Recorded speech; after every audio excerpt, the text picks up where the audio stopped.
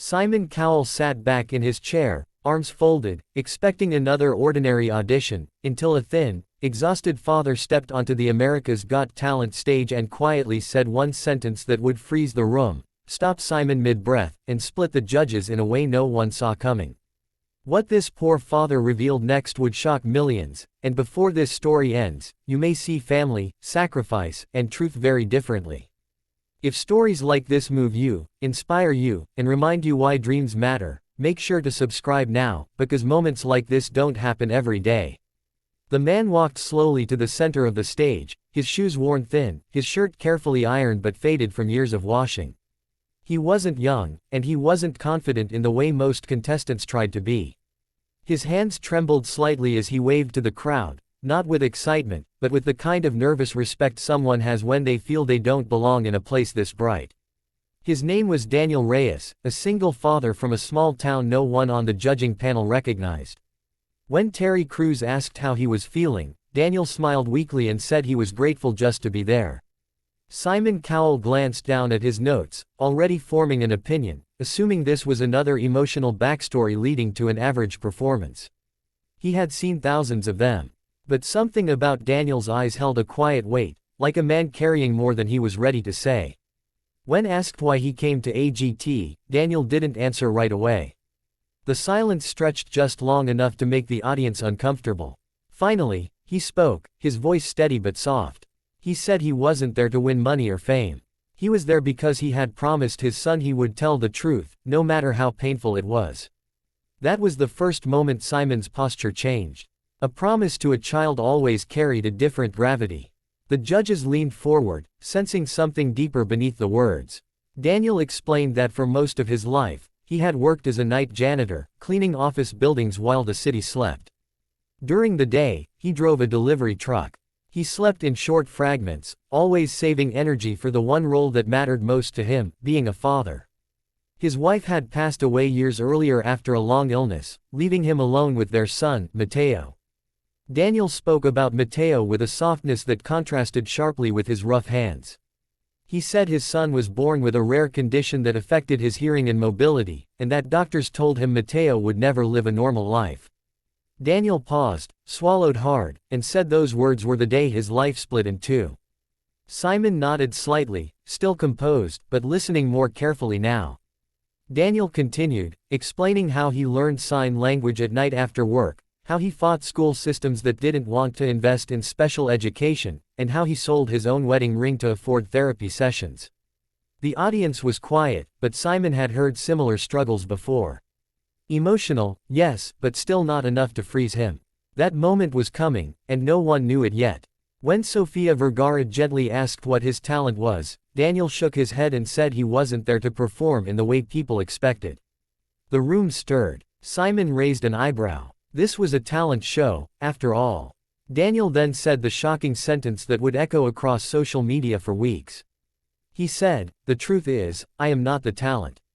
I am the lie." The room went silent. Simon's pen stopped moving. Howie Mandel blinked. Terry Crews looked genuinely confused.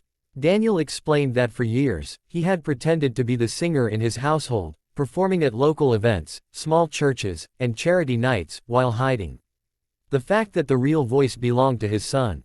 He admitted that he had done something shameful.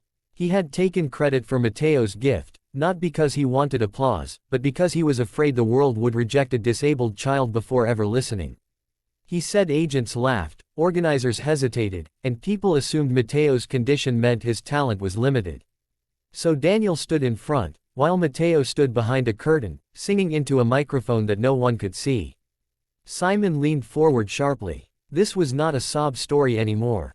This was a confession. Daniel continued, saying that years ago, Mateo discovered the truth. He found recordings, saw contracts, and realized his father had been shielding him by hiding him. Mateo was heartbroken. He accused his father of stealing his dream. That night, Daniel said, was the worst night of his life. His son stopped singing. Completely. Months passed in silence, not because Mateo couldn't hear, but because he refused to use his voice. Doctors said the emotional trauma had caused a psychological block. Daniel had destroyed the one thing he was trying to protect. Simon's face hardened. This was the split reaction moment. part of him understood the fear of rejection. Another part of him hated dishonesty, especially in talent. He crossed his arms, clearly conflicted. Daniel said he came to AGT because Matteo gave him one final chance. His son told him that if Daniel was willing to tell the world the truth, openly and without excuses, Matteo would sing again. But not behind a curtain.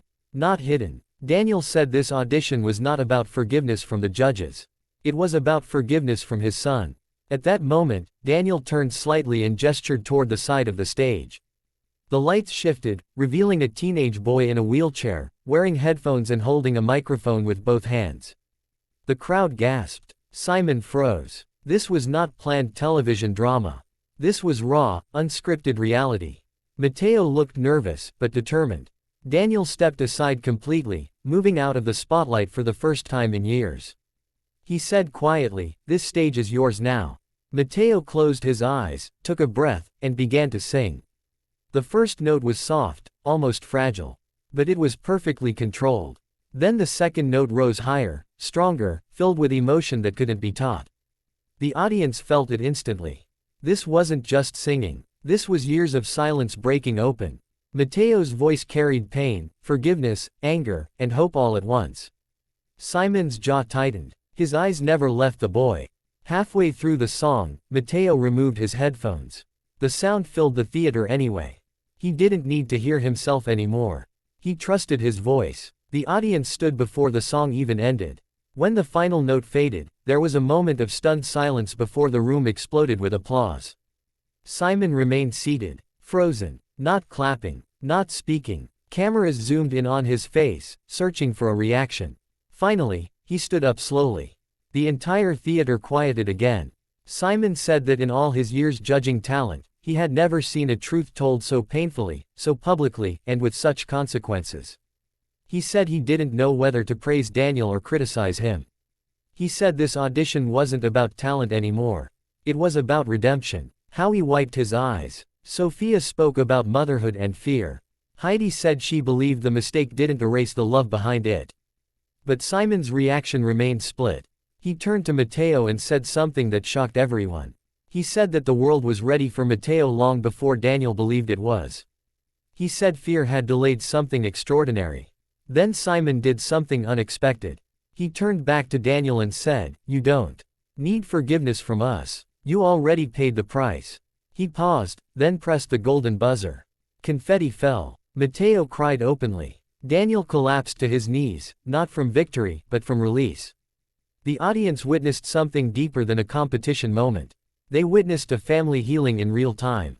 As they walked off stage together, Simon watched them go, still visibly shaken. Later, in interviews, Simon admitted that this audition forced him to confront how often the industry confuses protection with control. He said it reminded him that sometimes the most shocking truth isn't the talent, but the fear that hides it. And for millions watching at home, this wasn't just an AGT audition. It was a reminder that dreams don't die because of disability, poverty, or mistakes. They wait. They wait for honesty, courage, and a moment to be seen. If this story moved you, if it made you think, and if it reminded you why these moments matter, let us know. And now we want to hear from you. From which part of the country are you watching this video today?